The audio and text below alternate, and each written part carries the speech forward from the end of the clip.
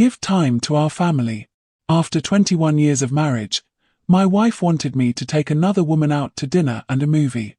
She said, "I love you, but I know this other woman loves you and would love to spend some time with you." The other woman that my wife wanted me to visit was my mother, who has been a widow for 19 years, but the demands of my work and my 3 children had made it possible to visit her only occasionally. That night I called to invite her to go out for dinner and a movie. "What's wrong? Are you well?" she asked. My mother is the type of woman who suspects that a late-night call or a surprise invitation is a sign of bad news. "I thought that it would be pleasant to spend some time with you," I responded. "Just the 2 of us." She thought about it for a moment, and then said, "I would like that very much." That Friday after work, as I drove over to pick her up, I was a bit nervous. When I arrived at her house, I noticed that she, too, seemed to be nervous about our date. She waited in the door with her coat on. She had curled her hair and was wearing the dress that she had worn to celebrate her last wedding anniversary.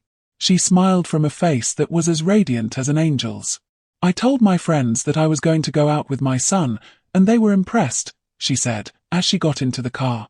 "They can't wait to hear about our meeting."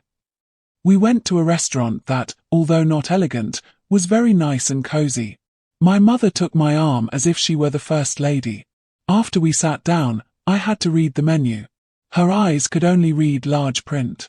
Halfway through the entries, I lifted my eyes and saw Mom sitting there staring at me. A nostalgic smile was on her lips. "It was I who used to have to read the menu when you were small," she said.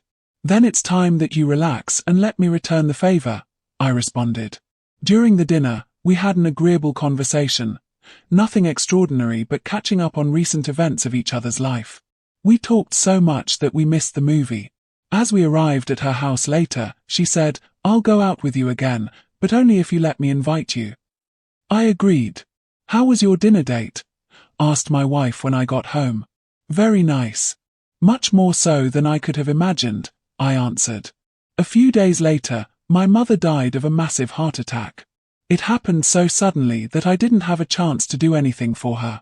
Some time later, I received an envelope with a copy of a restaurant receipt from the same place Mother and I had dined. An attached note said, "I paid this bill in advance." I wasn't sure that I could be there, but nevertheless, I paid for 2 plates, one for you and the other for your wife. You will never know what that night meant for me. I love you, son. At that moment, I understood the importance of saying in time, "I love you," and to give our loved ones the time that they deserve. Nothing in life is more important than your family. Give them the time they deserve, because these things cannot be put off till some other time.